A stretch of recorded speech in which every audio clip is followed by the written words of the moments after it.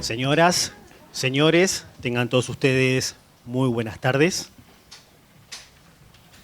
La Academia Nacional de Ciencias de la Empresa les da la más cordial bienvenida al acto de celebración por su 25º aniversario. Agradecemos la presencia de miembros de número de la Academia, autoridades de la Fundación UADE, rectores de universidades, representantes de academias nacionales e instituciones empresarias y personalidades del mundo empresario. El evento, esta celebración, también está siendo transmitida vía streaming al campus UADE Costa Argentina, en la ciudad de Pinamar. Seguidamente, el señor presidente de la Academia, doctor Jorge Aufiero, realizará la apertura de este acto. Doctor Aufiero. Gracias. Señores académicos, señores rectores, señores representantes de organizaciones empresariales, señoras y señores. Es realmente muy grato para mí darles la bienvenida a este acto en el que celebramos el 25 aniversario de la Academia Nacional de Ciencias de la Empresa. Un momento grato y especial, porque representa mi primer acto público como presidente de esta institución, rol con el que mis colegas me han honrado recientemente. Quiero aprovechar la ocasión para agradecer la confianza de mis pares académicos, especialmente al presidente saliente, doctor Eduardo de Zavalía, que durante 18 años ha impulsado lo que representa para la sociedad. Doctor Zavalía, muchas gracias. Agradecer también al doctor Héctor Mazoero, quien en su rol de presidente de la administración de la UADE nos brinda un permanente apoyo. Gracias, Héctor.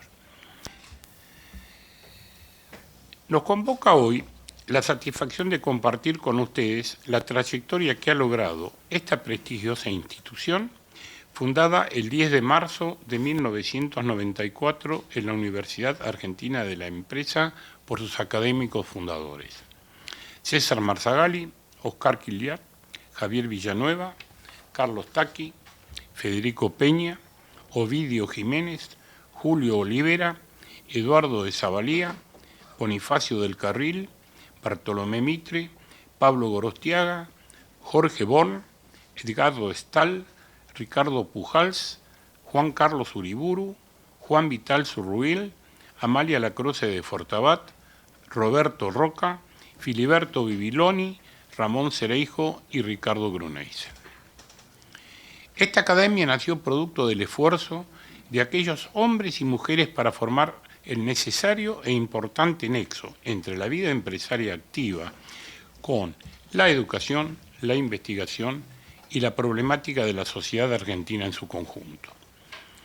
En 25 años de existencia, la Academia llevó a cabo un proceso de sostenido crecimiento y desarrollo, que esta comisión siente el deber de enriquecer.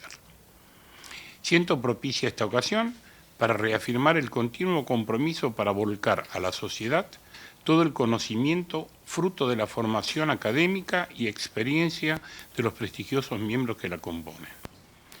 Continuaremos trabajando para afianzar nuestros objetivos: prestigiar y apoyar la actividad de las empresas privadas argentinas, prestar especial atención al marco político y económico, nacional e internacional, que hacen al funcionamiento de las empresas y proponer las reformas necesarias para estimular su crecimiento. Investigar los aspectos técnicos que interesen a las empresas para mejorar su eficiencia y adecuarse a los cambios en los mercados. Constituir una tribuna de opinión independiente frente a los grandes problemas nacionales. A renglón seguido, desearía comentar que, enterado de mi designación, me reuní con el doctor Guillermo Jaín Echeverri, presidente de la Academia Nacional de Educación, con quien intercambié las ideas que mencionaré a continuación. Comenzaré con una breve síntesis histórica. A partir de la primera de las academias argentinas, la de Medicina en 1822, fueron numerosas las que se crearon dedicadas a los más diversos aspectos del quehacer nacional. habiendo ocupado sus sitiales las figuras más notables de la Argentina. El decreto, mediante el cual las academias nacionales recuperaron su normalidad e independencia en 1955, define claramente las expectativas que el Estado Nacional cifra en ellas, propósitos que continúan aún vigentes. Las personas destacadas en su quehacer y que reúnen valores morales dignos de ser expuestos constituyen un importante recurso de la sociedad para pensar los distintos aspectos que hacen a la multiplicidad de sus complejos problemas.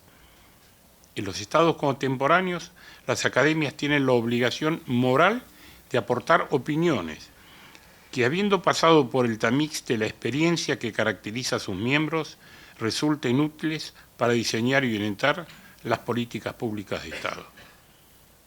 Además, las academias deben contribuir al desarrollo de sus respectivas disciplinas mediante todos los medios que estén a su disposición, en particular estimulando la formación de los jóvenes. No menos importantes es la difusión de los temas específicos de los que se ocupan en el ámbito de la sociedad, opinando sobre la realidad y esclareciendo los dilemas éticos que no pocas veces plantea el vertiginoso progreso del que somos testigos y protagonistas. Es indudable que la palabra de las academias debería tener un mayor impacto sobre las autoridades y sobre el público. Es responsabilidad de sus integrantes expresar sus opiniones desinteresadas utilizando la plena libertad de que gozan nuestras instituciones, que en un contexto tan escaso de modelos a seguir conservan un elevado prestigio social. Para finalizar, quiero agradecer la presencia del ingeniero Hernán Viggi, distinguido economista y considerado autor del segundo milagro económico chileno, que va a compartir con nosotros su análisis sobre el panorama económico mundial y su influencia sobre Latinoamérica.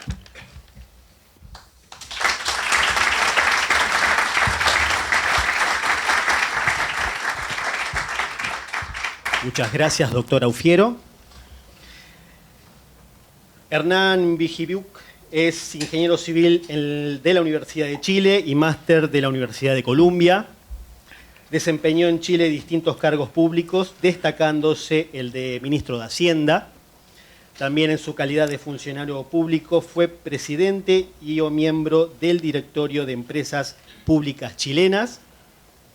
En el año 1989 fue candidato a la presidencia de la República de Chile. En el año 1990 fundó el Instituto Libertad y Desarrollo, un centro de análisis de políticas públicas radicado en Chile. En la actualidad es el presidente del Centro de Economía Internacional del nombrado instituto, además de ser consejero y presidente del Consejo de la Universidad del Desarrollo. Desde su alejamiento de la función pública, ha prestado asesoría a distintos gobiernos de América Latina, Europa del Este y Asia en el diseño y manejo de la política económica. Es un habitual y conocido conferencista internacional, miembro del directorio y asesor de algunas de las principales empresas privadas en Chile, y a la vez profesor universitario. Estimado ingeniero Viggi, lo invitamos a tomar la palabra. Muchas gracias. Voy a tomarme la licencia de pararme, señor presidente. Señor presidente, señores rectores, señores académicos, señoras y señores, la verdad es que no esperaba estar acá. Santiago Soldati, un amigo, no sé cómo me convenció de que hiciera una presentación. Y la razón que no lo he hecho hace mucho tiempo, especialmente en un país como Argentina, es que yo vi y sufrí lo que significa estar en una situación compleja y que venga gente a opinar sin tener toda la información. Yo creo que, a diferencia de lo que dijeron algunos hoy día, pues no lo pueden conocer ustedes, a Horst Polman, que es el dueño de Cencosud, el principal accionista de Cencosud, hoy día declaró son las juntas de accionistas en Chile, y declaró que Argentina está tan complicada como Chile el año 74. Yo personalmente creo que para fortuna de ustedes está menos complicada que lo que estaba Chile el año 74. Para que ustedes entiendan, para eso tendrían que ponerse e imaginarse en un Venezuela un año más.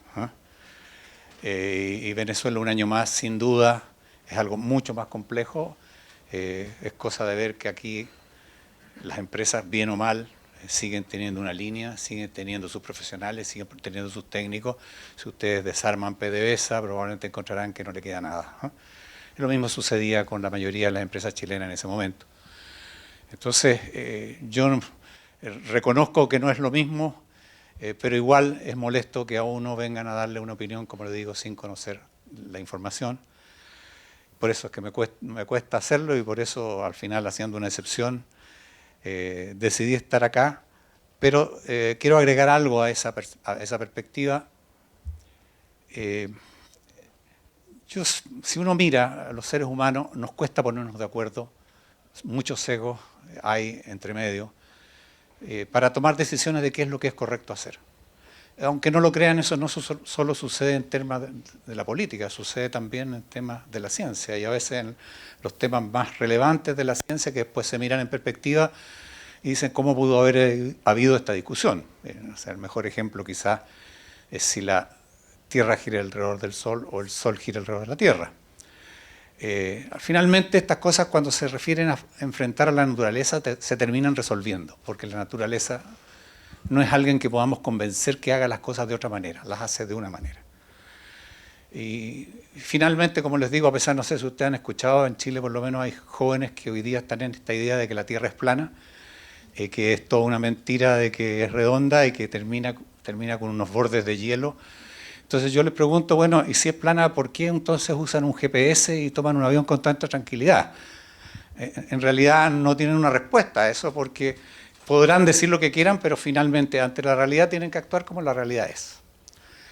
La desgracia, o la realidad, no quiero ponerle realmente ese nombre peyorativo, pero desafortunadamente, cuando se trata de temas de cómo nos organizamos los seres humanos, de cómo nos ponemos en conjunto, sea de acuerdo o sea un acuerdo totalmente disgregado, voluntario, forzoso, en el fondo como organizamos la sociedad, parece que nunca aprendemos. O sea, y la razón es que aunque sea redonda la Tierra, seguiríamos diciendo que es plana porque nos conviene que sea plana.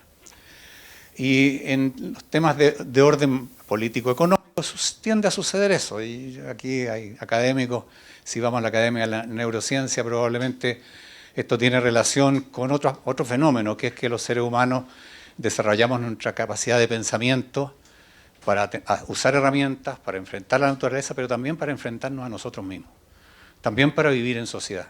Y probablemente la parte más compleja de toda nuestra capacidad neurológica está hecha en base a tener que interactuar con otras personas. Por ejemplo, se cifra la capacidad humana en el orden de 150 relaciones, o sea, 150 personas, 150 nexos que conocemos bien.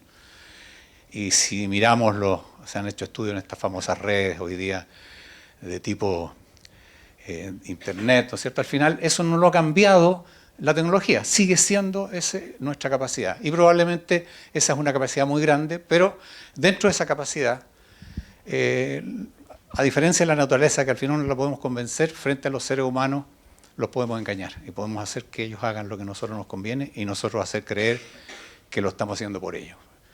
Y esa es la razón por la cual yo creo que siguen siendo posibles tantas ideas que serían tan absurdas como que la Tierra es plana en el plano social político. Yo fui alumno en una época que un profesor nos enseñaba que la inflación no es tan mala porque era como fumar un poco de marihuana y uno se sentía mejor. El profesor en la Universidad de Chile en esa época, en la Escuela de Ingeniería. La realidad es que él no tenía en cuenta que a quien le podía estar diciendo eso eran a quienes tenían la propensión a ser drogadictos. Si uno le dice eso a una persona que le gusta el poder, que le gusta figurar, que le gusta encaramarse en el andamiaje político, obviamente le están diciendo haz lo que quieras, gasta como quieras. Y el resultado fue la drogadicción, comillas, ¿no es cierto?, de la inflación que surgió en muchos países, con un mensaje que tenía un piso académico, era un mensaje que tenía una percepción y la verdad es que uno tiene que ser abiertamente, uno podría argumentar que en ciertos casos un poco de inflación no es tan mala, pero de ahí a transmitírselo como mensaje a un aparato político, que lo transformó en lo que todos conocemos. No es lo único, y aquí yo voy a cometer una herejía, voy a ser políticamente incorrecto hoy día. Yo creo que las cosas que yo miro con más cuidado son aquellas ideas que se disfrazan o se plantean como un consenso científico teórico, pero que en el fondo le dan poder a un grupo de personas para actuar sobre el resto, o le dan poder a quienes son y forman parte de un aparato del Estado. Le tengo tremenda preocupación y miedo al calentamiento global. ¿Por qué? Porque es un argumento que le da, hoy, si ustedes se dan la molestia de leer hoy día lo que dice esta señora Ocasio-Cortez, digamos, de la representante demócrata, digamos, nueva. En el fondo hacen todo un planteamiento en base a ese concepto. Esta niña, no me recuerdo cómo se llama, esta niña sueca que anda dando vuelta el mundo y que dijo que encontró una razón para vivir, que es protestar para que el mundo no esté tan afectado por los cambios climáticos. Yo no digo que no sean afectados por los cambios climáticos, yo la verdad es que desde que el hombre es hombre ha cambiado la naturaleza. Pero de ahí a creer que nosotros tenemos tanta fuerza como para hacer que la naturaleza se comporte de una manera tan distinta, hay un tremendo camino. Yo siempre cuando me dicen eso, les digo, ¿ustedes saben cuál, por ejemplo, fue la razón por qué se salvaron las ballenas? Estarían extintas, igual como están extintos el milodón y una serie de mamíferos básicamente, ¿no es cierto?, que son más o menos competitivos con nosotros. Las ballenas se salvaron no por Greenpeace, las ballenas se salvaron porque apareció el petróleo. Las ballenas se usaban para el aceite, para alumbrar. Lean la historia. Y cuando aparece Rockefeller con todos sus elementos negativos, digamos, y es posible iluminarse con una cosa distinta, que con el aceite de ballena finalmente no era necesario cazarla en la forma que se estaba cazando. Entonces, eso lo que me pasa a mí en consecuencia es que cuando uno entra a una sociedad que está en conflicto, se mete en una serie de pasiones.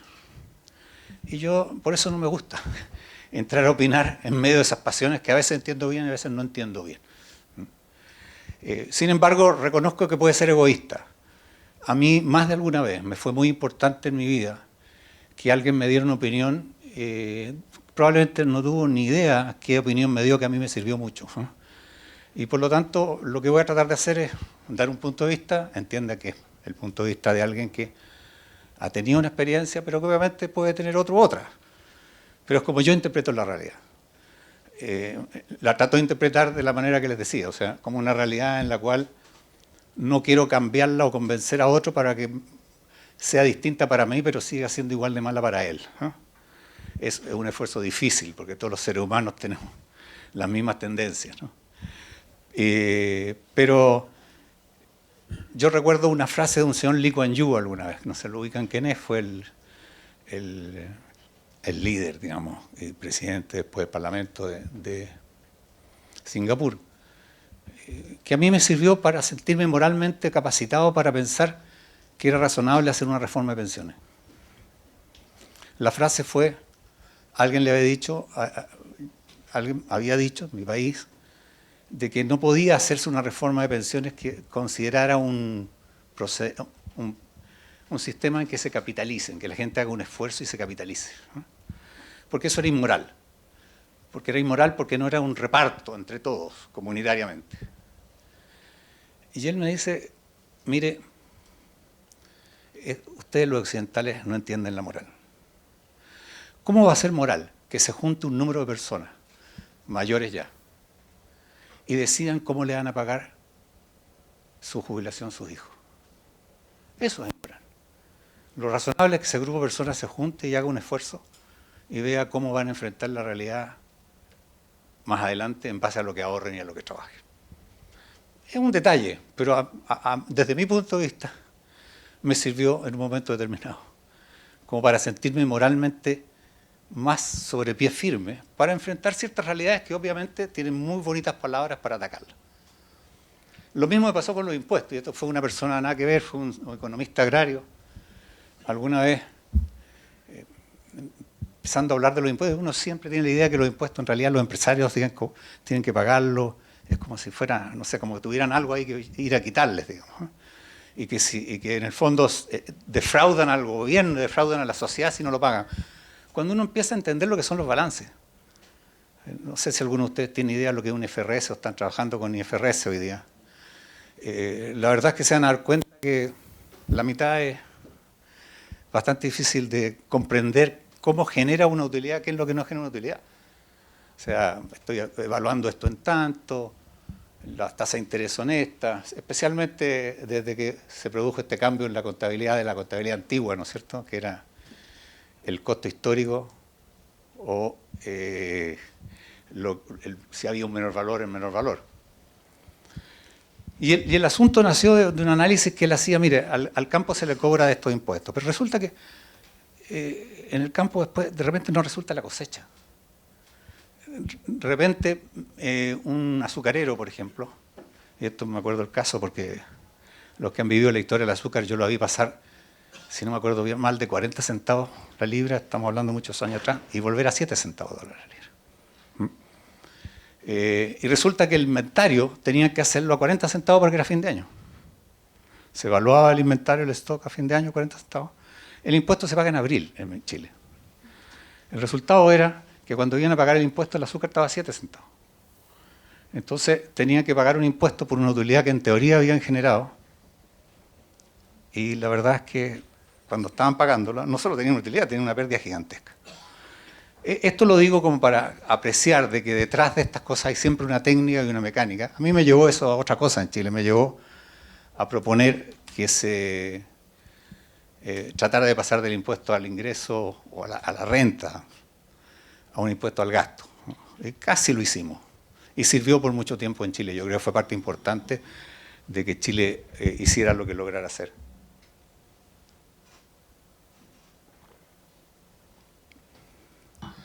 Bueno, con eso parto con la presentación que tenía. Como les dije, una visión, no creo que sea antojadiza, pero una visión como a mí me parece que es la realidad. Y lo que voy a partir compartiendo con ustedes es primero que, a pesar de lo que se diga, la actual generación, que es la que la veo protestar más, le llamo actual generación a la generación, no sé, por lo menos en Chile uno habla de la que partió por ahí en los 80, en el fin del 70, los 80. O sea, 30, 40 años hoy día, ya bastante grande ya. Pero es la generación. Yo creo que esa generación ha visto un progreso mundial sin precedentes. O sea, mi convicción es esa. O sea, por donde lo miremos, a pesar de que les parezca que tienen problemas, no se había visto nunca en la historia de la humanidad un progreso semejante. El segundo punto, que a escala mundial, y esto es contrario a todos los paradigmas, la pobreza no ha disminuido, no ha aumentado, sino que ha disminuido. Es mentira eso de que, bueno, la palabra a lo mejor mentira es muy fuerte, no es correcto, para ser más caballero, no es correcto de que solo se han beneficiado unos y no otros.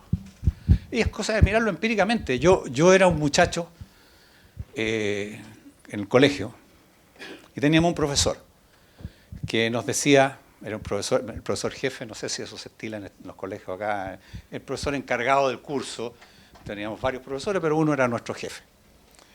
Éramos un colegio de hombres nomás, y nos decían, miren muchachos, la verdad es que usaba otra palabra chilena, no usaba muchachos, yo voy a creer que ustedes voy a sentirme orgulloso de ustedes, y voy a creer que han sido hombres el día que ayuden, que en mi pueblo, él era de Chiloé, al sur de Chile, en mi pueblo los muchachos no anden a pata pelada, no anden a pie descalzo, sino que tengan un calzado.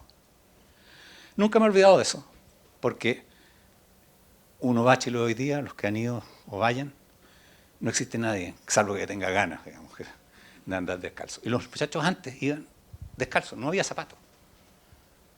Hay lugares que por lo menos no se requiere zapatos, se requieren botas. Y hoy día van a ver que todos tienen botas.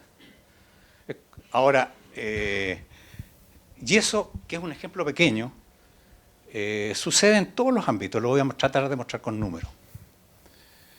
Después, el gran susto de la crisis financiera del 2008, creo que fue un grave problema mundial, pero Latinoamérica salió mejor parada de lo que se piensa. Les voy a mostrar por qué creo eso. O sea, la verdad es que para Latinoamérica fue mucho menos relevante que lo que fue para en otros periodos de la historia. Y finalmente, a pesar de las múltiples inquietudes que existen hoy día, yo soy convencido que Latinoamérica tiene una oportunidad, sigue teniendo una oportunidad. El mundo es un mundo que sigue siendo sólido el día de hoy. Ahora, desgraciadamente, el grueso de Latinoamérica no aprovechó la oportunidad, como siempre.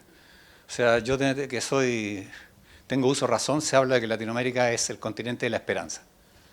Y la verdad es que es la esperanza que nunca llega, porque sigue sin llegar en general. Y es cosa de mirar y compararnos con lo que han hecho otros en el mismo periodo.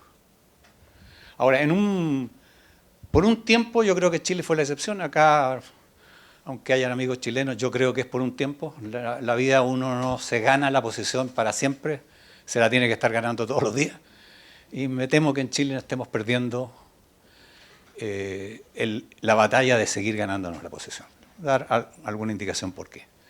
Y finalmente aquí es donde hago lo que no debiera hacer, que a lo mejor me meto un poco en la pata de los caballos, pero voy a dar una pequeña opinión de lo que veo que pasa en países en Latinoamérica hoy día, incluido Argentina. Por último, porque igual me van a preguntar, así que voy a... Salvo que hable tanto que me tenga que ir rápido, entonces no me alcanzan a preguntar. Esto es un gráfico a los que les gustan los gráficos, esto es un entorno académico. Esto es el crecimiento del mundo, dije, de que esa generación, estamos hablando de esa generación de los 30, 40 años. La verdad es que si ustedes miran esto, es un mundo que dio oportunidades. Un crecimiento, de hecho, acá en periodos fue tremendamente impactante. ¿Dónde vemos problemas? El año 82, que fue la crisis del 82, y el 2008, que fue por primera vez una caída del producto del mundo, desde, si nos tendremos que remontar hasta que haya números, porque tenemos que de hecho los números en la Gran Depresión no existían mucho. O sea, son cuentas que hay que inventar. Entonces, esto es una cosa que nunca había sucedido, al menos en el corto plazo. Ustedes podrán decir, eso fue tremendo. Sin embargo, para Latinoamérica, como les comenté, no lo fue tanto. Este es el precio del cobre que importa en Chile. Si ustedes ven, poquito antes de que se produce la gran recesión, le llaman, por no llamarle la Gran Depresión, se dispara, sí tiene una caída ahí en el pic de la crisis. Pero no es solo para el cobre, acá desgraciadamente no lo pude hacer. Perdón. Esto es para otros productos, el petróleo, que está de moda hoy día, tenemos a nuestros amigos venezolanos, ¿no es cierto? Y la soja, o no sé, que es relevante para ustedes, por poner un producto agrícola. Acá tienen ustedes la soja, no sé, también, poco antes de esa gran crisis, y desde antes tiene una subida fuerte, tiene esta caída, pero está en otro nivel. O sea, desde el punto de vista de los latinoamericanos, incluyendo Chávez y Maduro, digamos, recibieron un gran beneficio en este periodo. Y mientras esto sucedía, uno dice, mire, este señor está diciendo como siempre, el mundo crece, pero eso no importa, pues me va a decirlo cualquiera de los que tienen un libro aprendido, como por ejemplo Bernie Sanders hoy día, si lo ubican, es uno de los candidatos que tiene más pinta de por lo menos de recibir votos de los demócratas, digamos. Dice, no, aquí lo único que mejoraron son los ricos, nunca nadie más. El otro día, no sé si vieron que le preguntaron, como Trump se preocupó y se preocupaba, bueno, yo lo respeto, de no mostrar sus impuestos. Él dijo, yo muestro mis impuestos, y todos han mostrado sus impuestos. Y apareció que el señor Sanders estaba dentro del 1% más rico en un momento porque tenía más de 1 millón o 2 millones de dólares de ingresos. Entonces explicó que en realidad era porque había escrito unos libros que eran habían tenido mucho impacto, ¿no? Y por eso, o sea, que él se lo merecía. O sea, la verdad es que quiere decir que él como rico se lo merece, pero otros ricos no se lo merecen. Entonces alguien le dijo, bueno, hoy día, si leen la prensa hoy día, él propone que Disney, que tiene, yo no he visto bien la película, hay una película Avengers, parece, que está en Avengers, esa película Avengers, use Disney, ese gran récord de financiamiento, parece que está teniendo un éxito tremendo esa película, ese gran récord de taquilla que está teniendo la película, para regalárselo a la clase media, ¿no? Eso es lo que él plantea. Entonces alguien le dijo, bueno, ¿y usted por qué no usó cuando tuvo ese... regalarlo a la clase? En realidad, porque él dice, lo merecí yo, y alguien le dijo, no, pero, oiga, pero ¿se da cuenta que alguien tuvo que imprimir su libro? O sea, ¿por qué no se lo dio también? ¿Por qué no le merece también a los obreros de la imprenta? O hoy día no sé si las imprentas son como eran antes, estamos hablando probablemente de imprentas totalmente electrónicas hoy día, pero el argumento que comento con ustedes es que en realidad es un tema vendedor, pero, como les digo, incorrecto. Si uno mira las cifras, no tuve tiempo de encontrar. A todo esto sabemos que hay muchas maneras de definir lo que es pobreza. O sea, y esa es una cosa también que una barra que se corre. Por ejemplo, en Estados Unidos la miden como relativa, o sea, nunca se van a acabar los pobres, porque siempre hay unos que son más pobres que otros. Lo que estamos haciendo ahora, yo no tengo problema en que uno se preocupe de conocer quiénes son los más pobres relativos, pero que no sigamos pensando que es el mismo tema de pobreza absoluta que nos mueve moralmente. A uno lo mueve moralmente la preocupación efectiva de gente cuando tiene una visión, y dónde hay esa gente hoy día. Es cosa de mirar ciertos lugares de África, ¿no es cierto, todavía? O es cosa de mirar ciertos lugares en Bangladesh o en la India, que realmente uno ve en forma masiva situación de gente que no tiene nutrición, o sea, que no son delgados por moda, son delgados porque no tienen. Y eso afecta a muchos otros elementos de su propia posibilidad de desarrollo. Entonces, hoy día está de moda la pobreza multidimensional, que en realidad... De nuevo, no me molesta que la midan, pero es otro tipo de medición. Uno mete, por ejemplo, ahí la soledad en la edad adulta como un problema de pobreza. Pero no es un problema de pobreza en el sentido moral que nosotros tenemos. Un problema que a lo mejor es una pena, salía, por ejemplo, que en Inglaterra hay personas de más de, no sé, estarán cerca de sus 80, 90 años, no sé, pero que no hablan en casi 6 meses con nadie. O sea, es un tema de soledad tremendo, ¿eh? Pero eso es otra cosa. Uno tiene que enfrentarlo de otra manera. ¿Por qué se destruyeron las familias para pasar eso, por ejemplo? O sea, ahí tenemos una realidad que no es un problema de pobreza en el sentido que nos mueve y nos motiva, por lo menos que me motivó a mí. Yo me motivé para entrar a trabajar en el gobierno por frases como la de este señor que fue mi profesor. O por mi padre que me llevaba a recorrer, cuando íbamos a visitar a mi tío, pasábamos por los barrios de Santiago y me decía, hijo, ahí no tienen agua, no tienen baño. Para mí lo más terrible era que uno no tuviera baño. O sea, me da lo mismo tener casi una casa sin nada, pero que uno no tuviera agua y que tuviera que salir a buscar el agua y que el baño no existiera, encontraba que era algo... Y la verdad es que eso fue una de mis motivaciones. Uno de mis primeros orgullos fue mostrar que en Chile tenía prácticamente toda la población alcantarillado. Lo que me pareció realmente... A lo mejor es una motivación personal, pero creo que dentro de una escala de valores que puede hacer un gobierno es muy importante, como era muy importante también que no hubiera desnutrición primaria, no desnutrición secundaria.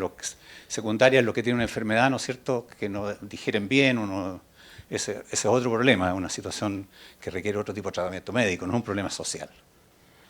Pero acá con distintos índices, esto a nivel del mundo, esto entre el 70 y el 2000, cualquier índice, estos son los índices, los de arriba son los índices relativos, y los de abajo son los números de personas pobres. ¿Por qué es importante esto?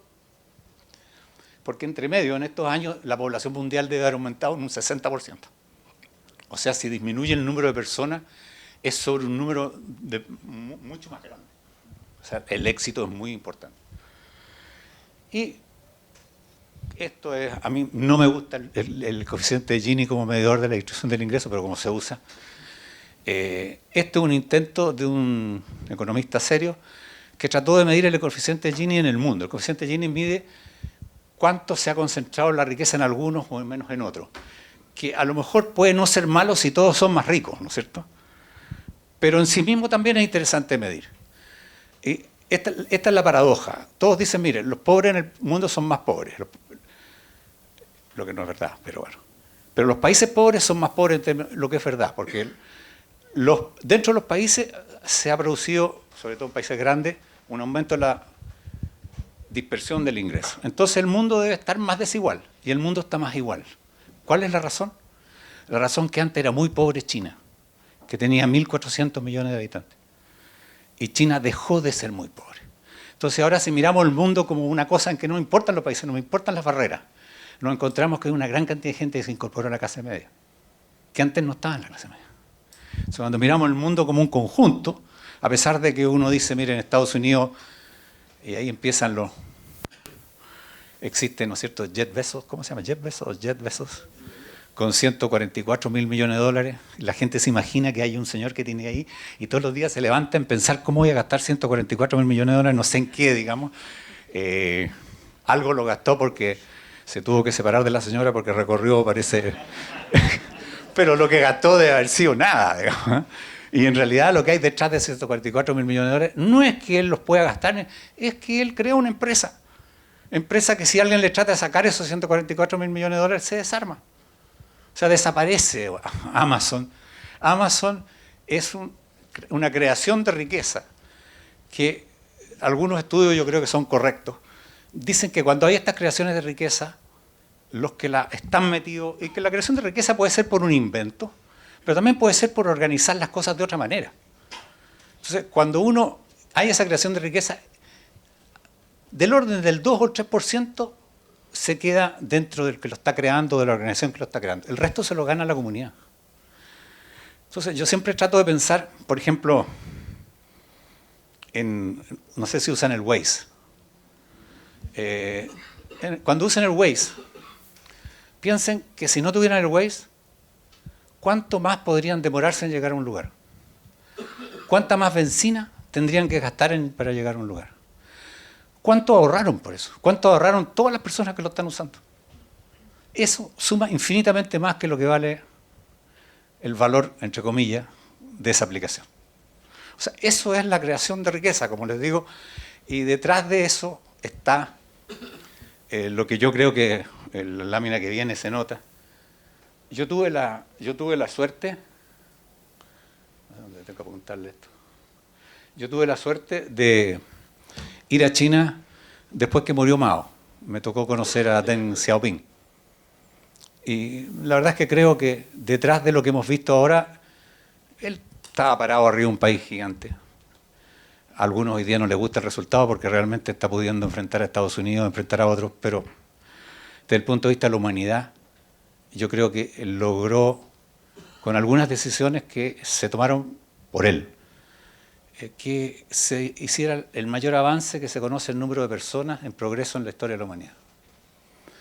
Y me acuerdo que dijo, hay dos frases de él, una que usted es la más conocida, ¿no es cierto?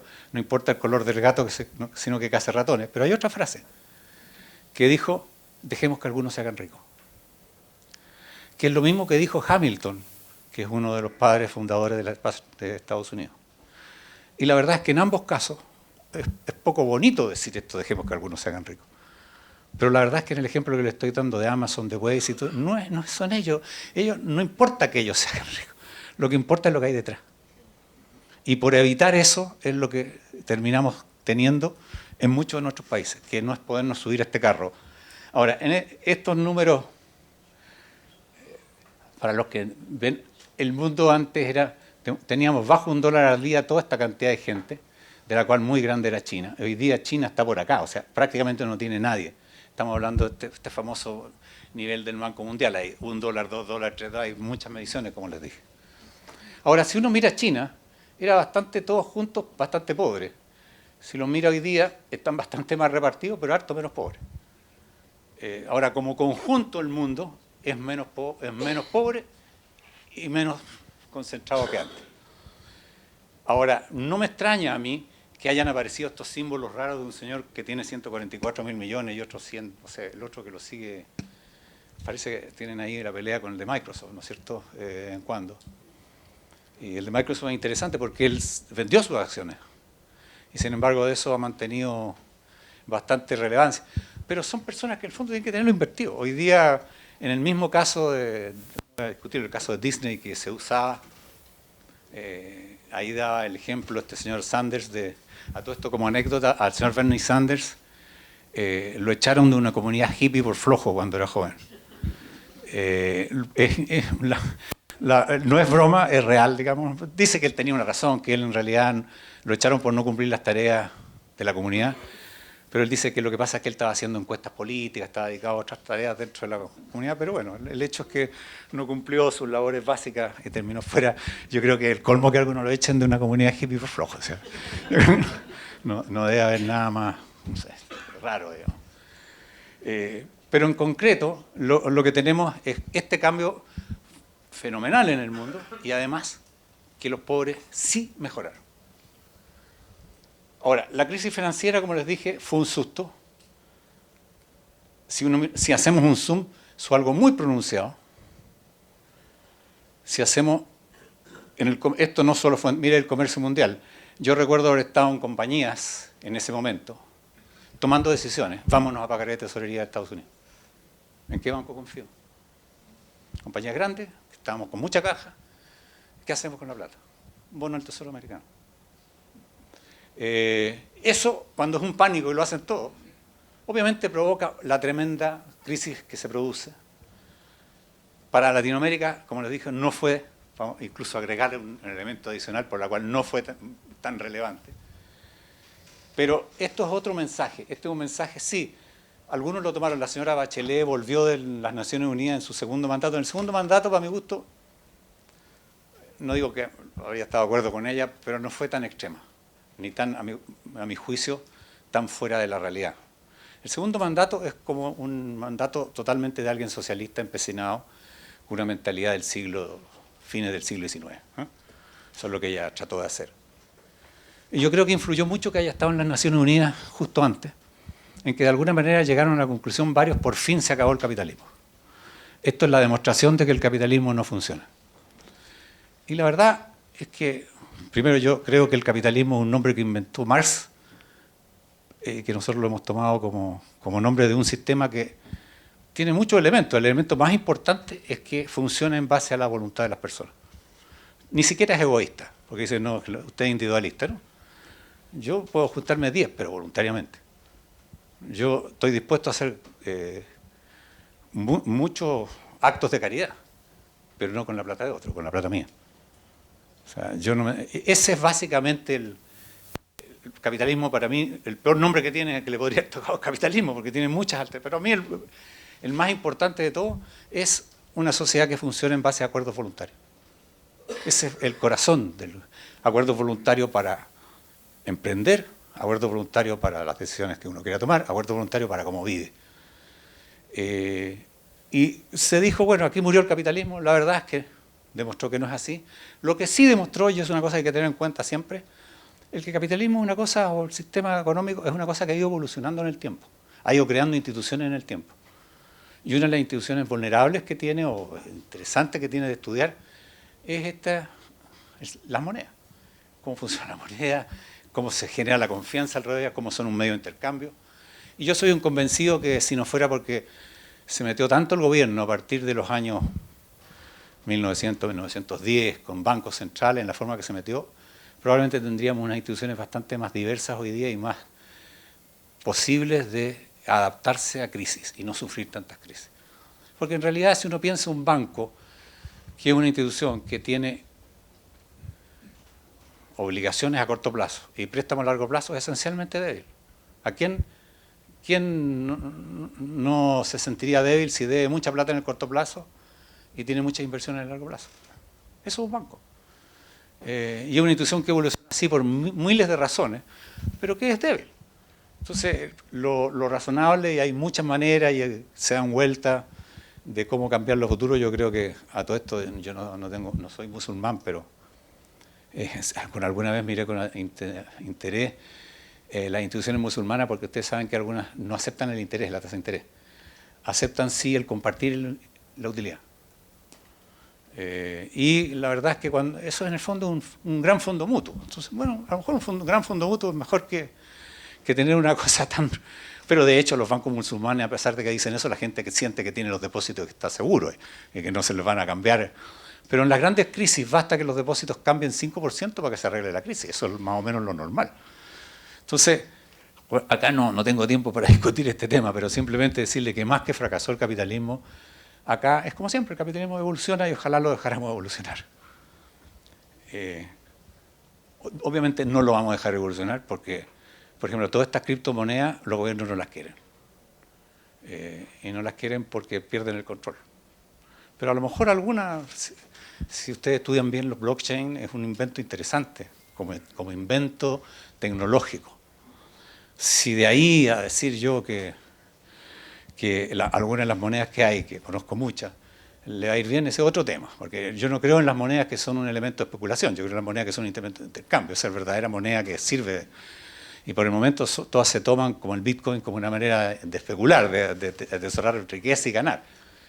Pero si uno lo piensa bien, hay una manera infinita de crear sistemas de intercambio alternativos. Pero esto es lo que yo quería mostrarles. La contracara de todo esto fue para los países latinoamericanos que la tasa de interés se vino al suelo. O sea, los países latinoamericanos nos encontramos, sí, la crisis nos afectó, pero nos encontramos con tasas de interés en el suelo y con productos no tan malos, precios no tan malos de nuestros productos de exportación. Bueno, y entre medio a todo esto, esta otra parte, con bancos centrales intermediando mucho en los activos financieros. O sea, el Banco Central Americano y otros tenían cifras muy chicas y terminaron teniendo cifras astronómicas de activos que hoy día estaban empezando a desarmarlos bien o mal. Creo que el tiempo voy a cumplir mi promesa de que no les voy a dejar alcanzar a preguntar nada porque estoy hablando mucho, pero muy rápido. La inquietud es alarma. Simplemente quiero decirle que a pesar de Trump, de China, de todos los cuentos, el mundo se sigue moviendo y se mueve bien. Estados Unidos tuvo un crecimiento de 3,2 el trimestre pasado, primer trimestre. Estas son proyecciones estándar de bancos de inversión, pero tenemos que lo hacen bajar, todos lo hacen coincidir como para el 1,8 de Estados Unidos para adelante. ¿Qué es lo que creen? ¿Qué es lo que puede Estados Unidos por la teoría de que ya tiene población, menos población y está teniendo menos productividad? Yo soy de los que cree que si lo hacen bien se va a incorporar más gente al trabajo y finalmente, como está pasando hasta ahora, y finalmente la productividad va a venir. Creo que es muy difícil medir la productividad cuando hay cambios tecnológicos tan potentes también. Como les decía recién, en el caso de un Waze probablemente uno hace bajar el producto, porque en realidad andan menos autos, menos benzina se consume, o sea, en el corto plazo, si no cambiamos la manera de medirlo, hizo bajar el producto. Sin embargo, nosotros lo estamos sintiéndolo mejor. O sea, nos demoramos menos, podemos hacer algo alternativo. Y eso quizás lo notan los índices accionarios, como ustedes ven. Aquí tuvimos, no sé, en Chile se diría el desastre de Rancagua, cuando Chile casi pierde la guerra con España. Nunca había habido un 24 de diciembre tan malo como el que hubo ahora en las bolsas, en las acciones, y sin embargo es una cifra razonable y yo creo que no hay nada que indique que de repente va a volver a caer a esto, salvo que hagamos un error mayor,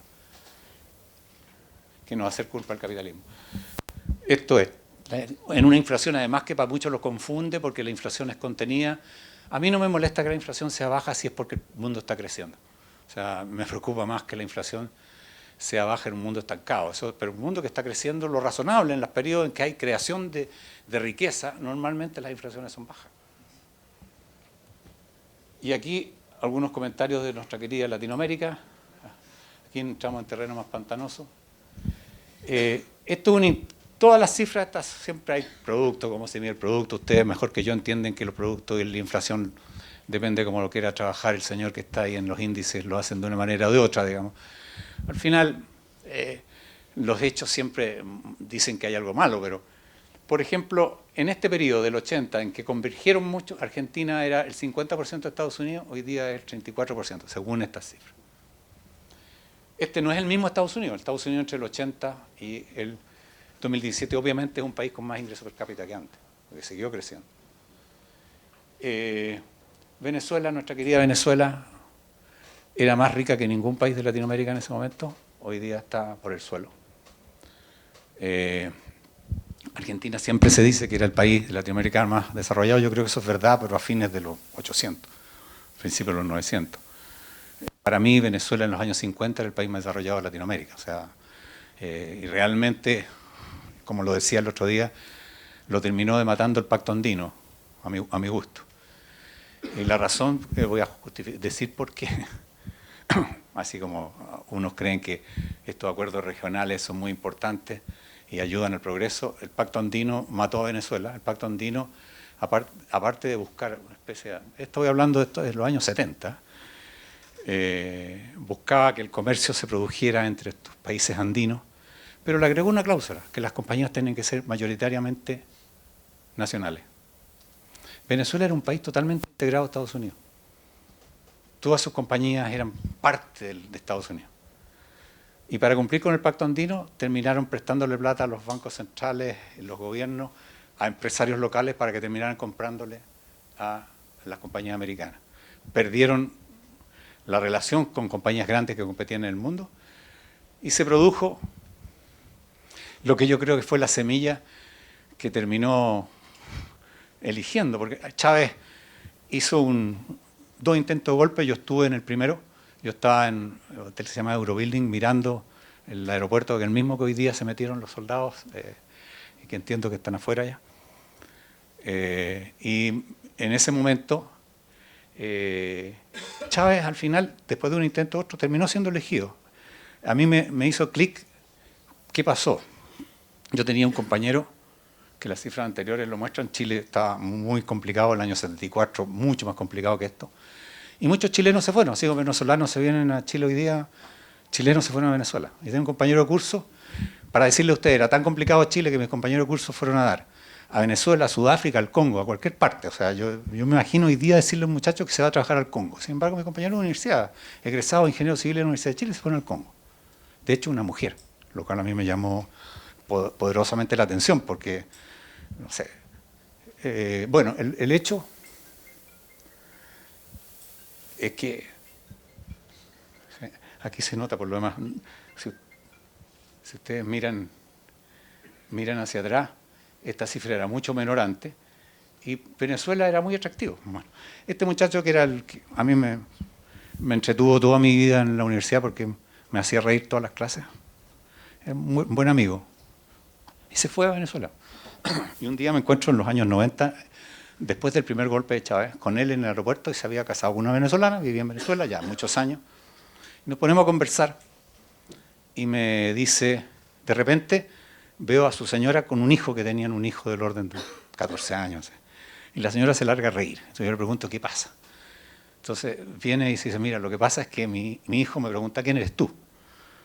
Que era un amigo de tu papá, que era un político en Chile. Entonces mi hijo me pregunta, ¿y es muy corrupto? O sea, el sinónimo de político era corrupto. No me extraña en consecuencia que le haya ido como le fue finalmente a Chávez, que fue elegido.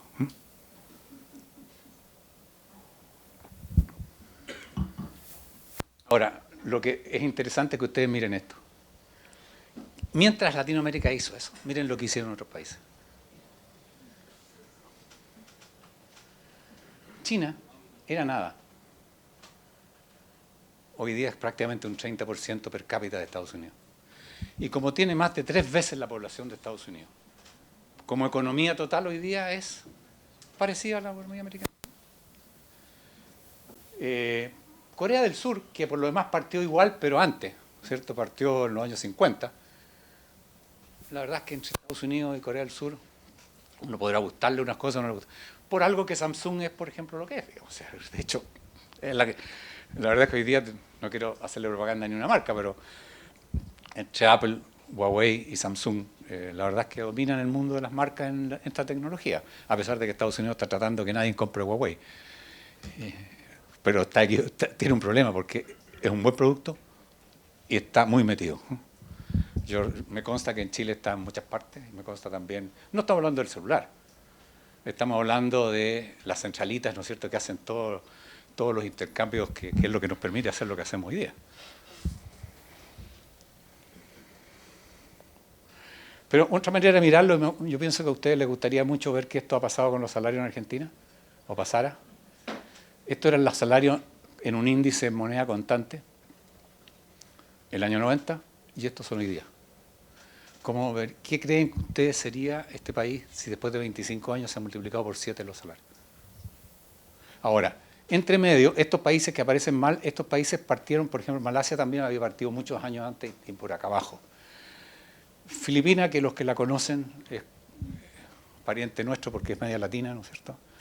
O sea, mi experiencia en Filipinas siempre era llegar y ver que los grupos económicos tenían nombres españoles, digamos, igual que yo creí que iba a hablar.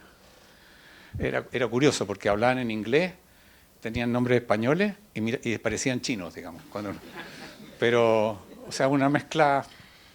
Ahora, lo único que quiero comentarles es que esa mezcla no tiene nada de malo, porque si uno se va y pasa un poquito más allá y va a Singapur, el año 50 y algo, nadie habría apostado que Singapur iba a ser mejor que Cuba. Cuba era lejos, o Haití era lejos mejor que. Singapur era una isla llena de malaria, que tenía un conflicto étnico tremendo, porque tenía una mayoría malaya, los empresarios eran chinos y los burócratas eran indios, porque es lo que había llegado al Imperio Británico. Y sin embargo, hoy día si hay es un país, ciudad, digamos, ¿no es cierto?, que le molesta mucho a alguna gente porque dice que no hay libertades, pero yo la compararía con la libertad en Cuba y la verdad es que es infinitamente mayor. Y nunca me he sentido prisionero en Singapur, como sí probablemente, excepto algunos que los atiende el régimen, se sentiría en Cuba, digamos. Chile, como les dije, fue una excepción por un tiempo. Esto es algo súper difícil de hacer. Un amigo que hizo el crecimiento chileno desde la independencia. Esto está en términos per cápita. Y si ustedes miran, tiene altos, bajos, pero acá hay un periodo excepcional.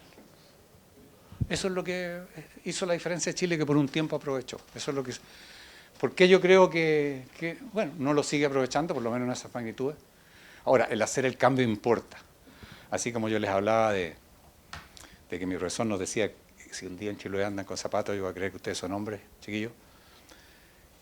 Yo me acuerdo que una de mis primeras experiencias, otro compañero de curso, que yo le digo el capitán Araya, porque me embarcaba y él se quedaba en la playa, digamos, decidimos ir juntos a hacer un viaje cuando teníamos 16, 17 años, y el viaje era cruzar Argentina, desde el norte, desde Antofagasta a Salta, ¿no? Al final viajé solo, terminé siendo amigo en el lado argentino, digamos. Pero lo que a mí me impresionó fue, al pasar la frontera, que parecía llegar a un país desarrollado, llegar a Argentina. Ustedes no lo pueden entender lo que estoy hablando de muchos años atrás. En Chile, gente a pata pelada. En el lado argentino, razonablemente bien. Incluso las bicicletas que estuvieron de moda bastante tiempo después en Chile, y que ahora son motos o autos, digamos, en realidad se veían acá y no se veían allá. Hoy día me pasa al revés. No es que anden ustedes sin zapatos, no me malinterpreten. Pero cuando miro, por ejemplo, los autos de acá, yo creo que no los que hay acá, pero un poco más extendidos, son autos del año. Hay algunos, si estoy hablando, autos que estaban andando que deben tener 30 años, 40 años, no sé. O sea, no es como Cuba, pero vayan a dar una vuelta a la provincia.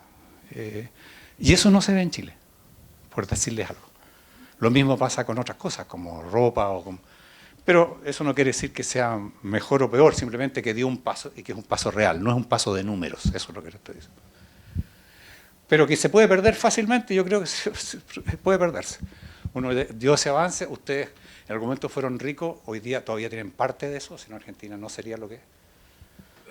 Pero después no siguió. Como tenía que decirles, yo trabajé en el gobierno no porque se hicieran ricos algunos, que no me importaba y ojalá lo hicieran porque así iban a ser ricos muchos, sino porque creía que había que ayudar a los pobres.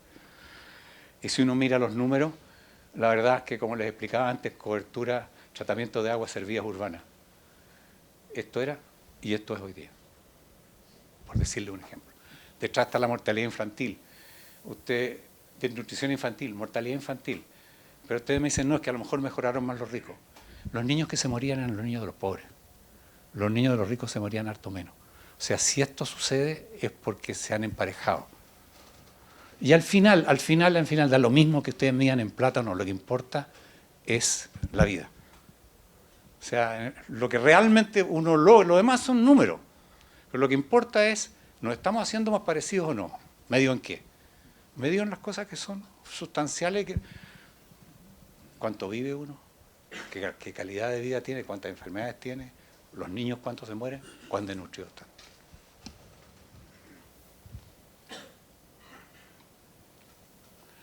Bueno, esto es una opinión personal. Espero que no haya ningún embajador chileno acá. Pero básicamente yo creo que ha habido un deterioro y eso tiene que ver con políticas equivocadas. Y ahora la mala suerte, cómo se posiciona en distintos países de Latinoamérica. A mí no me gusta, pero estas son las cifras estándar. Ustedes ven que Argentina, Brasil, México y Venezuela, puse estos 4 países. O sea, Venezuela creo que tiene un problema gigante por delante. Ojalá le vaya bien al señor Guaidó, a él o a López, que hoy día está en la Embajada de Chile, por lo que entiendo. Ojalá les vaya bien. Pero la verdad es que lo que me tocó vivir a mí, esto no se resuelve en un día, ni en un mes, ni en un año, ni en varios años. Y probablemente entre medio van a tener varios traspiés. Comparo Brasil y México porque yo tengo un amigo que me dice, mira, es un socialista, pero de eso es convencido para siempre.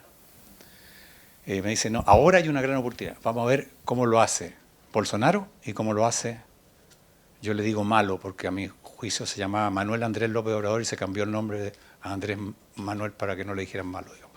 Pero no sé si es verdad, pero yo estaba convencido que se llamaba malo. Y él me dice, mira, México lo va a hacer mucho mejor que Bolsonaro. La verdad es que Bolsonaro tiene un problema mucho más grande que el de AMLO, digamos, ¿no? ¿Por qué? Porque México, bien malo que lo que ustedes quieran, ha sido razonablemente estable. En cambio, Brasil ha enfrentado una crisis de magnitud que no había por tal tamaño de la economía brasilera, que por lo menos lo afecta a ustedes. Una crisis que no tenía comparación hace mucho tiempo, ¿no? Y además destruyendo las empresas. Esto es una moraleja para mí. Aquí sí que voy a decir algo que no se debe, quizás. Pero cuando una sociedad estima que hay algo que estaba haciendo mal, pero eso significa que tienen que hacer desaparecer todas sus más importantes empresas, se está equivocando. O sea, la verdad es que eso no puede ser. O sea, de alguna manera había una costumbre social en un momento determinado. Uno tiene que cambiarla, pero no tiene que cambiarla a costa de matar a todos los que participaron en ese momento en esa sociedad. A mí me tocó vivir eso. Yo quiero decirle, casi cualquier empresa chilena que existe hoy día, yo tuve algo que ver con ella, porque tuve que tomar alguna vez una decisión. En el momento que las empresas chilenas estaban todas quebradas, y la verdad es que mi punto de vista era, bueno, acá hay damas, no me atrevo a decirlo, pero uno no va a poder, no puede vivir en un país en que castre a toda la sociedad. O sea, al final algunos se habrán equivocado o no equivocado. Los empresarios no son ni una maravilla. Me acuerdo de Václav Klaus, que fue el presidente de los checos, ¿se acuerdan? Era un gran erudito, era un hombre intelectual muy valioso. Y me decía, pero los empresarios no son gran cosa. Probablemente él estaba hablando en términos de lo que era su habilidad intelectual. Pero la verdad es que tienen cierta habilidad. Y la habilidad que tienen es organizar instituciones. Por Dios que es difícil ponerse de acuerdo en una casa para ver si la discusión típica, si van al teatro, al final termina yendo uno al teatro y otro al restaurante, digamos, porque es lo que termina pasando, los niños no quieren ir. Organizar a un grupo grande de personas. Yo soy director de una sociedad que tiene en Latinoamérica más de 100.000 personas. La verdad es que poner a hacer una tarea única a más de 100.000 personas es algo muy difícil. Se requieren ciertas características, cierta habilidad, que yo creo que muchos no las tienen, incluyéndome a mí. Para algunas cosas sí, para otras no. Entonces, esa gente se necesita. Y Brasil ha destruido gran parte de sus empresas importantes. No todas, pero muchas. Que les va a costar. Algunas áreas de la economía quedaron fuera y van a tener que reconstruirse. En cambio, México todavía no tiene ese problema. Bueno, y dejamos a Argentina. Estas cifras de Argentina de la inflación, yo la verdad es que no las creo, son las que están publicadas, son las oficiales. Yo en mi vida, de entre todas mis curiosidades, yo también tuve que ver el índice. Y antes de ser ministro, tenía un ministro que me llamaba todos los días y me decía cómo va el índice. Les voy a confesar una cosa, incluso en algún momento dijo, tan complicado, que dijo, hagamos una veda de la carne. ¿Y por qué era bueno hacer una veda de la carne? Porque la carne venía subiendo, entonces hacía una veda de la carne, el índice quedaba congelado en el precio en que estaba, digamos, ¿no? Y por lo tanto no se medía hasta que pasara, aunque igual la gente vendiera carne, era lo mismo, no lo controlaban, pero como estaba. Entonces entiendo perfecto que se pueden hacer muchas cosas y me consta que muchas de esas cosas obviamente las deben haber hecho personas para tratar de decir que tienen otra inflación. Pero el problema que ustedes se enfrentaron, y esto aquí digo una teoría, es que ustedes tienen una larga tradición de que no han tenido suficientes incentivos adecuados para que el país progrese más. Eso es lo que yo creo. Pero simultáneamente han tenido un sistema político que no soporta que no progrese más. Y en consecuencia lo que termina haciendo es creando tensiones y creando distorsiones que finalmente le explotan cada cierto tiempo.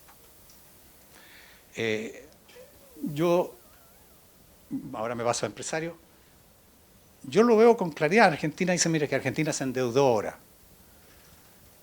Pero es como en una casa que no pagaba las cuentas, no pagaba nada. Porque a mí me tocó, de una empresa, de repente pensar en no mandar nunca más un producto a Argentina. Porque no pagaban. Y hasta cuándo uno acepta que le paguen, porque uno entra en el juego, ¿eh? Le paguen en moneda que en el fondo tiene que ponerse a pensar, con algunos nos poníamos a pensar qué departamento compramos, o sea, qué pisos compramos. Por eso tampoco queremos que la plata se pierda, ¿no es cierto? Pero llega un punto que uno no está en ese negocio, no está en el negocio de mandar un flete o de hacer que venga un barco para que le paguen en pesos argentinos que después no los pueda sacar. Entonces, ahí ustedes acumularon un costo, una mala fe muy grande, que al momento tenían que sincerar. La sinceraron. La verdad es que hay muchas maneras de sincerarla. Yo siempre creo que en esas cosas hay que tener mucho cuidado porque, como les dije, si hay algo que el capitalismo es volátil, son la manera como se mueven las monedas, cómo se mueven las expectativas, cómo se mueven. Ustedes son una economía que claramente tiene por lo menos dos monedas. No existiría un país en el mundo que pudiera tener estas tasas de interés y estar vivo si no fuera porque hay una parte importante de la economía que funciona por otro lado. O sea, yo le garantizo que si en Chile ponen mañana una tasa real, no sé, 20, 30%, se mueren todas las empresas. Acá tiene una parte importante de la economía que funciona aparte de eso. Lo cual hay que tenerlo en cuenta porque es ventaja y desventaja. La desventaja es que ante una inquietud rápidamente se va para otro lado y rápidamente se mueve. Ahora, ¿cómo los ven? ¿Qué los ven? ¿Qué los ven? A todo esto yo creo que es valioso que lo que hicieron ahora de poder usar el dólar como mecanismo para dar una guía. Creo que es valioso. Espero que lo hagan bien. Este es el IPC de ustedes. Pero acá lo que quería mostrarles esto es lo que han visto los extranjeros. Entre los extranjeros son muchos de ustedes. Que las encuestas las están viendo. Esto es un banco de inversión que hace encuestas, que recoge todas las encuestas. Esto era hasta hace 2 semanas atrás una sinopsis que había en encuestas desde febrero a abril y ya en abril empezaban a aparecer, son números, algunas encuestadoras ustedes las deben conocer, otras no las deben conocer. Pero ya cuando nos pasamos ahora, esto era la segunda vuelta, ya empezaron a aparecer algunas aquí en abril, esta cosa que se llama ganando a la señora por 9 puntos. Esto es lo que vieron de afuera y es lo que hoy día tienen un problema adicional, porque la verdad es que si alguien dice, bueno, me van a hacer lo mismo que antes, yo me arranco. Yo no comprometo, yo reconozco que las personas pueden cambiar. Uno de los problemas interesantes que tuve en mi vida fue una amiga peruana que me pidió en la segunda vuelta que había que votar entre Alan García y Humala, no sé si se acuerdan, en una de las tantas elecciones. Me preguntó por quién votaría y le dije, mira, es como si me preguntas si prefiero la silla eléctrica o la cámara de gases. Y reconozco que me equivoqué porque Alan García, segunda versión, la verdad es que fue más ortodoxo que lo que yo soy. Y me acuerdo haber tenido una conversación con él, que en paz descanse, digamos, que me dijo, mira, lo que ustedes hicieron impuestos en Chile es lo que a mí me gustaría. O sea, realmente muy cambiado. Pero bueno, desgraciadamente él tomó la decisión que tomó ahora por otras razones. De modo que podrían cambiar, pero ustedes sabrán si yo personalmente creo que es difícil, ¿no? Pero alguien me dice, mire, Menem, yo me recuerdo su revolución salarial, revolución productiva. Y a mi juicio, en sus primeros años hizo una cosa bastante valiosa que le ayudó al gobierno que vino después, más adelante, a poder usar ese capital por bastante tiempo y vivir mejor. O sea, ustedes hicieron caminos que no habían hecho, produjeron petróleo que no estaban produciendo y todo eso se fue acabando después y se toma tiempo. tenía un hermano que era gerente de una empresa eléctrica y que fue una de las que compró una de las centrales de acá. Y la verdad es que me invitó a verlo cuando se compró. Había capital, se podría haber producido mucho más de lo que estaba ahí y no se estaba produciendo. Y ciertas flexibilidades laborales, una manera distinta de enfrentar la realidad, permitió hacerla y en poco tiempo produjo mucho más generación eléctrica que la que existía y fue un capital nuevo que apareció en Argentina que no estaba. Ahora, eso pasó, eso sí, en un mundo que era distinto, en un mundo que había caído la Unión Soviética, se había destruido la Unión Soviética y por lo tanto era una tendencia que hoy día no está. Si es que llega a salir Bernie Sanders o alguno de esos, la tendencia va a ser para el otro lado. Entonces se requieren situaciones muy especiales como la que se vivió en Chile, que a pesar de que el mundo iba para otra parte, a pesar de que nadie apostaba a nada, hubo que tomar decisiones y se tomaron por un tiempo por el camino correcto.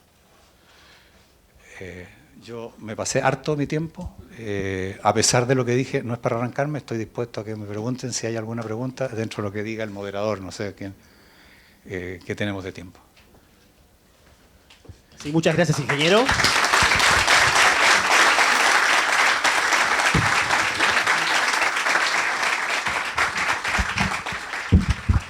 Damos espacio, un breve espacio a que el público presente le pueda formular preguntas.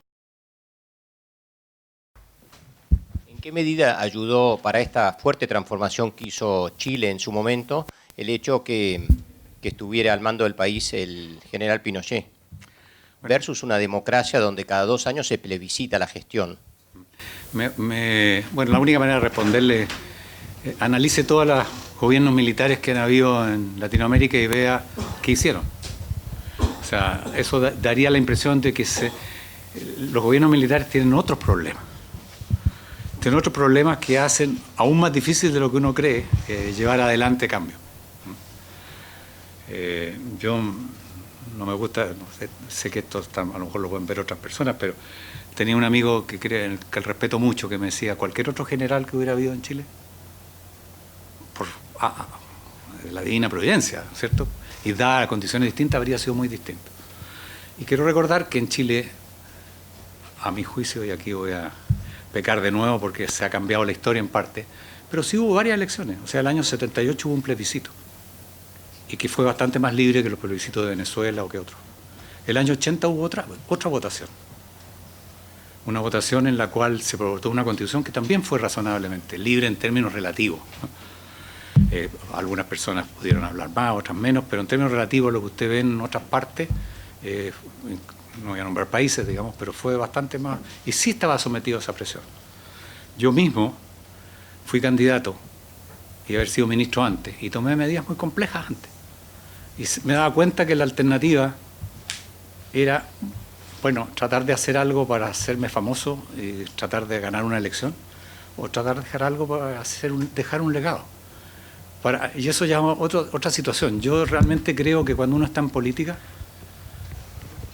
ojalá, es difícil hacerlo, pero ojalá el espíritu sea, yo quiero hacer algo que al final todos los demás se sientan dueños y lo sigan haciendo. Y no hacer algo que me eternice a mí en el poder.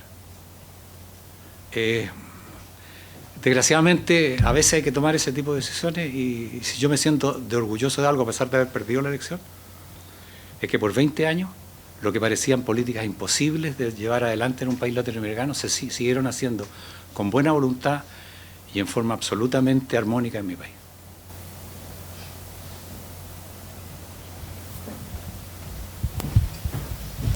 Chile vivió una situación particular y es que tuvieron un grupo de jóvenes Chicago Boys. ¿Cómo crees que incidió eso en relación al futuro y a lo que pasa al modelo chileno y a la experiencia chilena? Bueno, yo no soy de Chicago. Siempre me han dicho que soy un Chicago Boy honorario, pero mi hermano estudió en Chicago. Pero no, yo creo que la pregunta es más amplia, sí. Obviamente, y eso creo que no es solo propio de Chile. Yo creo que existe un capital humano en Latinoamérica distinto que el capital humano que ustedes pueden encontrar, por ejemplo, en cuanto a su preparación, en países que todavía han tenido menos años de progreso, menos historia. Váyanse a un país de África, es mucho más difícil encontrar un capital humano disponible ahí. Yo creo que en países como Brasil, como Argentina, como Uruguay, ese capital humano está. En México también está. Ahora, si es posible ponerlo a trabajar como uno tiene que hacerlo, porque uno pierde parte importante de su vida haciendo esto, ¿eh? Porque cuando uno trabaja en esto, al final queda marcado para siempre, aunque sea exitoso. Porque siempre van a haber quienes estimen de que había que haber hecho otra cosa. Y además lo hace por nada, porque mi último sueldo como ministro fue en lo que sería el equivalente hoy día a $1000, y viví muchos años así. Yo no sé cómo viví así, pero hoy día lo miro, pero así fue. ¿Ah? Así fue, o sea, y así fueron muchos otros, digamos, ¿ah? Entonces, si existe eso, fue de una gran ayuda en Chile. Yo creo que en Argentina sí lo había. Soy de los que piensa que es una sociedad más grande que la chilena. No sé si son capaces de aglutinarlo, lo desconozco, digamos, ¿eh? Pero yo creo que el capital está, no sé si está esta visión, es casi una especie de visión moral, digamos, ¿eh? De sentido de y lograr un espíritu de cuerpo suficiente en un grupo de personas. Eso tienen que contestarlo ustedes, yo no sé. O sea, el estudiado en Chicago, creo que más que estuvieron en Chicago acá en Argentina que lo que estuvieron en Chile. Acá hay uno.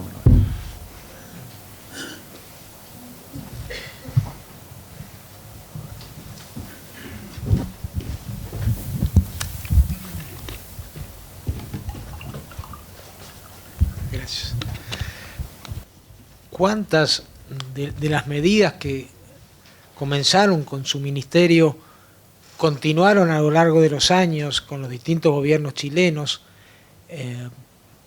Sé que es difícil de cuantificar, pero tengo la idea de que buena parte de lo que comenzó con usted continúa hoy en día en Chile. ¿Esto es así? A ver, primero, yo no fui una persona que hice yo las cosas solo, ¿eh? Y hay quienes me precedieron, yo le tengo gran respeto, aunque mirado en perspectiva no lo ve así mucha gente. Por ejemplo, Sergio Castro, que fue un ministro que me precedió a mí, creo que fue muy valioso, trabajé para él, digamos. Entendamos que cuando hay imagínense una situación como Venezuela, es muy caótico. O sea, hay muchas cosas que se tienen que hacer, es como cuando usted tiene yo siempre daba ese ejemplo, es como un cuerpo humano. Un cuerpo humano puede funcionar sin una mano, sin las dos quizás. Pero si no tiene órganos internos que se coordinan, el corazón con lo que está pasando con el hígado, con lo que está pasando con el sistema pulmonar, va a tener lo que se llama un shock multiorgásmico, digamos, orgánico, digamos, total, que realmente termina siendo imposible de sobrevivir. Y usted se encuentra en una situación en que están todas esas piezas sueltas y tiene que tratar de volver a armarlas, ¿eh? Muchas de ellas, una vez que se llega a la masa crítica que las pone a funcionar, son más estables de lo que uno piensa. Bueno, pero se tiene que llegar a esa masa crítica. Yo me hice una lista mental de cuáles iban a ser las que morían primero y cuáles son las que morían después, ¿eh? Y no me he equivocado, se han ido produciendo paulatinamente. Pero hay mucho camino por andar, todavía nadie en Chile discute, recién hay algunas primeras indicaciones de que tiene que ser una economía abierta, por ejemplo. No se le ocurriría a las personas decir, volvamos a tener una economía cerrada, totalmente dirigida, sabiendo que es difícil pasar de una economía cerrada a abierta. Esto es un mensaje. Yo soy de los que creo que no se puede llegar y abrir sin pensar, y les voy a decir algo totalmente distinto a lo que dicen otros, que al final las empresas tienen que sobrevivir, y si estoy abriendo, las estoy sometiendo a una competencia más grande, tengo que hacer algo, que sean menos impuestos, algo de modo que puedan hacer algo distinto y que puedan acumular capital para competir en forma distinta. No puedo hacer una cosa sin la otra, ¿eh? Chile hicimos todas esas cosas. Hoy día eso no lo quiere hacer, nadie lo piensa. Por ejemplo, un razonable equilibrio fiscal también es algo. A mí me tocó crear el primer fondo del cobre que se hizo en Chile, como la idea de tener un buffer, ¿no es cierto?, que permitiera en los años buenos ahorrar. Todavía está vigente, le han cambiado nombre como 4 veces, pero el concepto está ahí, ¿eh? No se pierde todavía, por ejemplo, que las pocas empresas públicas que quedaron, estatales que quedaron, Codelco una de ellas, algún grado razonable de control de productividad tienen que tener. un Banco Central independiente, de nuevo, a pesar de que si uno lo ve, es un acuerdo político, porque tiene que nombrar 5 consejeros y se ha mantenido estable porque hubo un acuerdo que se nombraban 2 y 2 y un tercero de mutuo acuerdo. Y ahí hubo toda una rotación interesante, que el Senado tiene que tener una mayoría determinada, que se ha mantenido la palabra, porque bastaría que uno no la cumpla para que el otro no la cumpla después y se transforma esto en una especie de presa política del Banco Central. Hay muchas otras que han ido muriendo. Por ejemplo, que las empresas, en algún momento Chile, había un presidente que ustedes deben ubicar de nombre, Ricardo Lagos, fue presidente de Chile. Antes de ser presidente de Chile era académico. Yo me acuerdo de leí un libro de él cuando yo era más joven, que escribió que en Chile nunca iba a haber empresarios, que en realidad Chile tenía un problema estructural de que no existía la capacidad empresarial y que, bueno, pues eso justificaba que el Estado interviniera y hiciera todo lo que hemos visto. Yo tuve la oportunidad, me invitaron en el año, creo, 96, a analizar estas encuestas que hace Davos. O sea, están familiarizados, Davos además hace encuestas previas a la reunión. Y una de esas encuestas era cómo se sentían de empresarios los chilenos. Y lo que más me impresionó que si uno miraba las encuestas, los chilenos se creían los mejores empresarios del mundo. O sea, lo cual no era verdad que ni habían empresarios ni que eran los mejores del mundo. Pero hoy día, de nuevo, el empresario está siendo mal mirado. Las empresas son culpables de cualquier cosa que uno se cruce. Lean la prensa pequeña chilena y van a ver discusiones inverosímiles, como por ejemplo un tema de los medidores inteligentes que supuestamente eran para mejorar la forma que las personas utilizan la electricidad. Al final se armaba un tremendo problema que son las empresas las culpables, cosa que promovió el gobierno de Bachelet, pero no siendo hoy día las empresas son las culpables. Donde miren ustedes, eso volvió a girar. Y eso creo que a la larga es malo. Yo finalmente creo que los seres humanos hacemos las cosas en grupo, y uno de los grupos más exitosos que ha existido para la mejoría del nivel de vida de la humanidad son estas cosas que llamamos empresas. A mí me gustaría que son todas empresas chicas, pero resulta que hay economías de escala hasta cierto punto. De repente mueren esa economía de escala. Es cosa de mirar a General Electric, que hoy día, si leen la prensa económica, cada día parece que está peor. Si miran algunos años atrás, habrían visto que el que fue CEO de General Electric era el hombre a mirar, a comparar, y a IBM, que era una empresa imposible de superar. Hoy día la verdad es que también sus acciones han bajado y no es nada comparado con lo que es un Apple o lo que son Microsoft, digamos. Entonces, no es que porque son imbatibles, no son imbatibles, tienen su oportunidad, tienen su momento en que crean su riqueza, en que generan bienestar, y se lo generan por lo que son estas instituciones, y de verdad, como les dije antes, probablemente lo que generan se apropia muy poca parte de lo que será, el resto queda en la sociedad. Desde las ballenas que tenemos gracias a que el señor Rockefeller creó Standard Oil Company of America, ¿no? Una pregunta. Cuando visito un país, una de mis fuentes de información son los taxistas y los remiseros. Y en general todos tienen claro cuál es la política macro de Chile, para dónde van, qué hacen, y no hay grandes diferencias. Cuando pregunto de educación, veo que no se da esa misma coherencia, y es como hay todavía una tensión fuerte en la sociedad. ¿Cómo está hoy en día comparada la educación en Chile con lo que está pasando en Argentina? A ver, son dimensiones distintas. Yo no tengo aquí detrás lo que les... Chile es un país que hoy en día, hay muchas personas que por primera vez su generación tiene una educación completa. O sea, usted se va a encontrar con mucha gente hoy día en Chile que son el primero en haber podido ingresar a algo post-secundaria, no sé cómo le llaman ustedes acá, y tener algún título de algún tipo. No estoy hablando de un título profesional de muchos años, pero desde una cosa que sea básica hasta profesional. Si antes el 25% de los más ricos iba a la universidad, hoy día el 25% de los más pobres va a la universidad. O sea, en educación ha habido un salto cuántico que va a ayudarle a Chile en el futuro. Pero, como les decía antes, las malas ideas son muy pegajosas. Y además, son, cuando uno coloca los ingredientes en política con un concepto equivocado, termina creando una especie de bomba de tiempo, digamos. Yo creí que el orden de lo que se iba a echar a perder en los temas sociales que usted me está diciendo iba a ser primero salud, después educación y finalmente pensiones. Que lo primero que iban a atacar es salud, de hecho nunca la dejaron crecer. O sea, salud, unos problemas tremendos, porque a todo esto, si usted piensa en el futuro, en la medida que seamos más ricos como sociedad, lo que hoy día llamamos salud va a ser gran parte del producto. Llamamos salud al bienestar. Si llamamos salud al bienestar, porque es una cosa absolutamente integral, no solo la enfermedad que me da, sino que el vivir mejor, el nutrirme mejor, el terminar en la edad adulta con una vida razonable. Y no, si eso lo vamos todo, ustedes ven lo que es el porcentaje del producto en Estados Unidos de salud hoy día es creciente. Y desgraciadamente ahí hay muchos malos entendidos, muchas malas percepciones. Y nunca avanzó demasiado, a pesar de que vimos las tasas de mortalidad bajaron tremendamente, pero no se alcanzaron a crear instituciones que se autosustentaran. En educación sí se alcanzaron a crear. Yo fundé con unos amigos una universidad que no habría podido existir en el Chile previo.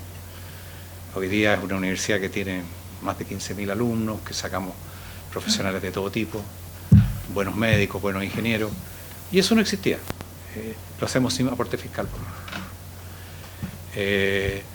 Pero hoy día es volver a lo de siempre, o sea, lo que les gustaría a los alumnos que son más activos es que la universidad sea gratis, que ellos tengan que salir independientemente si lo hacen bien o mal, porque hoy día se da a Chile, la moda en Chile es que ya dieron el primer paso, que a muchas universidades les obligaron a ir a ser gratis, lo cual los obliga a depender del gobierno, lo cual le conviene a algunos porque en el fondo le piden plata al gobierno, o sea, es un círculo vicioso, digamos. Después que logran eso, resulta que se hizo, pero bueno, el que no pasa de curso, qué sé yo, pierde la gratuidad. Vea el debate en Chile hoy día. El debate en Chile es que tienen mucho estrés y mucha exigencia y por lo tanto no se les puede. Y lo que salía en la prensa hace poco, que habían hecho una encuesta, ellos mismos, los alumnos en la universidad, que el 50% estaba yendo al psicólogo por problemas de estrés y exceso de carga. Yo no lo creo. O sea, la verdad es que a lo mejor, yo entiendo que mientras más rico es uno, a lo mejor tiene más problemas, porque efectivamente, como decía, hay un viejo cuento, yo no me eduqué en la época del internet, sino en la época en que uno leía, y leía una cosa llamada El tesoro de la juventud. Y había un viejo cuento ahí sobre el hombre más feliz del mundo, y el rey que quería ser feliz, y que el sabio le había dicho que para ser feliz tenía que ponerse la camisa de un hombre feliz. Manda al reino a todas partes a buscar un hombre feliz, todos llegaban, no encontramos un hombre feliz, no hemos encontrado. Y de repente llega uno de los encargados de recorrer el último rincón del mundo: sí encontré un hombre feliz. Bueno, tráigame su camisa. No tiene camisa. La realidad es que creo, lo único que quiero con esto transmitir es que siempre van a haber maneras de mirar el vaso medio vacío, pero cuando las encuentro complicadas es cuando se meten aquellos que hacen una teoría por qué esto se arregla a través del poder que ejercen algunos iluminados sobre el resto de la sociedad. Cuando le decimos a un gobierno, él puede arreglar el problema, en realidad estamos diciendo que acá estamos perdiendo la posibilidad de desarrollarnos en esa área. Y a Chile se le va a complicar la vida si es que sigue ese camino. Ahora, obviamente, el haber dado un paso adelante ayuda.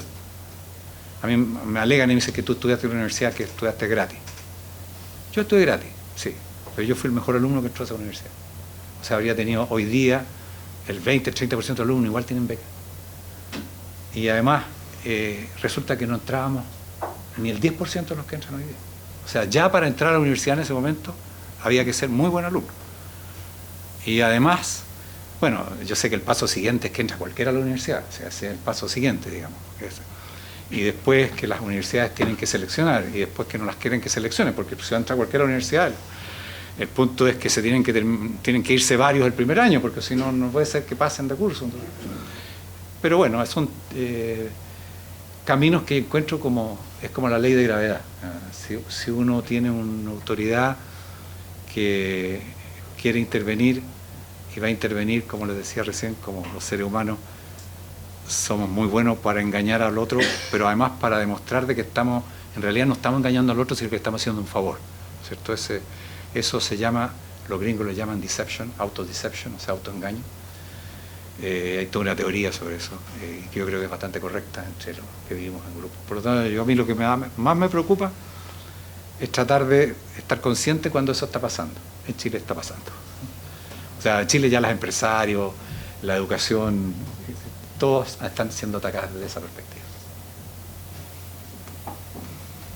Esto no soy pesimista de que Chile no tiene arreglo, digo, por otro lado, igual que ustedes, dio un salto muy importante de nivel de vida y de formación de personas. Eso ayuda mucho, o sea, es un cambio que ya está. Pero lo que no significa es que va a ser un Singapur, por ejemplo. ¿Ah? Que podría ser. Y en un lugar mucho más grande y más bonito. No, yo no sé, yo no encuentro feo Singapur, a pesar de que lo han hecho muy bonito, ¿no es cierto, doctor?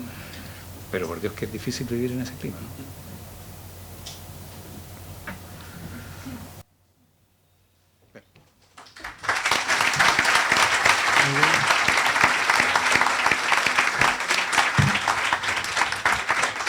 De esta manera damos por finalizado el acto. Los vamos a invitar a compartir un cóctel que se servirá en el hall de este auditorio. Muchas gracias, doctor Ufiero. Muchas gracias, ingeniero Vigi. Y muchas gracias a ustedes por habernos acompañado. Muy buenas noches.